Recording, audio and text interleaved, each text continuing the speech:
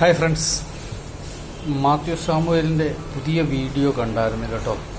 Mathew സാമുവേലിൻ്റെ YouTube channel പൂട്ടിപ്പോയതിനു ശേഷം Mithun clips എന്ന ഒരു യൂട്യൂബറുടെ ചാനലിൽ നിന്നും മാത്യു സാമുവേൽ പുതിയൊരു വീഡിയോ ഇട്ടായിരുന്നു. ഏതായാലും മാത്യു സാമുവേൽ വെറുക്കപ്പെടേണ്ടവനാണെങ്കിൽ പോലും മാത്യു സാമുവേൽ ആ വീഡിയോയ്ക്കകത്ത് പറഞ്ഞ ഒരു കാര്യം നമുക്ക് അംഗീകരിക്കാതിരിക്കാൻ വയ്യ. കാരണം എന്താണെന്ന് ചോദിച്ചു കഴിഞ്ഞു കഴിഞ്ഞാൽ, ഇപ്പോഴത്തെ യുദ്ധം നമ്മൾ വളരെ വിജയിച്ചു എന്നുള്ള രീതിയിൽ വളരെ ഓവർ ആത്മവിശ്വാസത്തിലേക്ക് പോകുന്നത് കൊണ്ട് വലിയ കാര്യമില്ല എന്ന് അതിൻ്റെ അകത്ത് പറഞ്ഞേക്കുന്നത് അത് ഒരു സത്യസന്ധമായ കാര്യമാണ്. കാരണം ലോകത്തിൽ അപകടകരമായിട്ടുള്ള ഒരു സൈനിക സഖ്യം രൂപീകരിച്ച് വരുന്നത് നമ്മൾ കണ്ടില്ല എന്ന് നടിക്കുന്നതിൽ കാര്യമില്ല.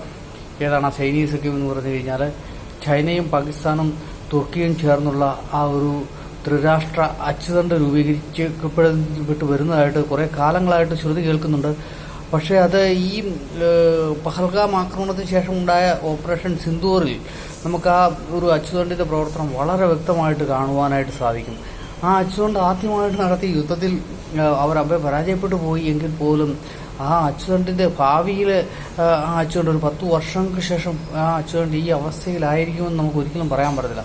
കാരണം ഈ 3 രാജ്യങ്ങളും നമ്മൾ അവരെ നിസ്സാരവൽക്കരിച്ച് കാണേണ്ട കാര്യമില്ല. ലോകത്തിലെ ശക്തമായ ഒരു ടെക്നോളജി വികസിച്ച് വന്നിട്ടുള്ള രാജ്യങ്ങളാണ് ഈ 3 രാജ്യങ്ങളും. തുർക്കി എന്ന് പറഞ്ഞു കഴിഞ്ഞാൽ 5ാം തലമുറ യുദ്ധവിമാനമൊക്കെ വികസിപ്പിച്ചെടുക്കുന്ന ഒരു രാജ്യം കൂടിയാണ്. അതുപോലെ തന്നെ ഒരു യൂറോപ്യൻ രാജ്യമാണ് തുർക്കി. ബുദ്ധിശേഷി കുറഞ്ഞ ആളുകളൊന്നും അല്ല അവിടെ ഉള്ളത്. അതുപോലെ തന്നെ ചൈനയിലാണെങ്കിൽ പോലും ചൈനയിലെ ടെക്നോളജിയിലും ബുദ്ധിശേഷിയിലും ലോകത്തിലെ വമ്പന്മാർ തന്നെയാണ്. അതുപോലെ പാകിസ്ഥാനും അത്യാവശ്യം അടിസ്ഥാന സൗകര്യങ്ങൾ വികസനങ്ങളെല്ലാം ശാസ്ത്ര സാങ്കേതിക രംഗത്ത് കൈവരിക്കുവാൻ പര്യാപ്തമായ ഒരു രാജ്യമാണ്. അപ്പോൾ ഇത്തരം കാര്യങ്ങൾ ഇത് ഭാവിയിൽ ഒരു 10 വർഷങ്ങൾക്ക് ശേഷം ഇതുപോലൊരു യുദ്ധം വരുമ്പോൾ നമുക്ക് ഈസി ആയിട്ടൊരു വാക്ക് ഓവറായിട്ട് വിജയിക്കാൻ സാധിക്കുമെന്നൊന്നും നമുക്ക് പറയാൻ പറ്റത്തില്ല. കാരണം ഈ പ്രാവശ്യം വന്ന യുദ്ധത്തിൻ്റെ പരാജയങ്ങളൊക്കെ അവർ അനലൈസ് ചെയ്തിട്ട് അതിൽ നിന്നെല്ലാം പാഠങ്ങൾ ഉൾക്കൊണ്ടുകൊണ്ടായിരിക്കും അടുത്ത പ്രാവശ്യം വരുന്നത്. ചൈന തീർച്ചയായും ഇന്ത്യക്കെതിരെ വരുമെന്നുള്ളത് 100% ഉറപ്പാണ്. നമുക്കറിയാം, ചൈന ലോകത്തിൻ്റെ നേതൃസ്ഥാനം ആഗ്രഹിക്കുന്ന ഒരു രാജ്യമാണ്.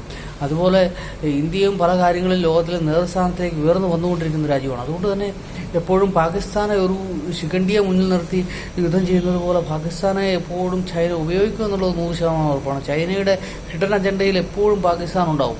പാകിസ്ഥാനെ ഉപയോഗിച്ച് മാത്രമേ ഇന്ത്യ തകർക്കാനായിട്ട് സാധിക്കുകയുള്ളൂ എന്നുള്ളത് ചൈനയ്ക്ക് വളരെ വ്യക്തമായിട്ടറിയാം.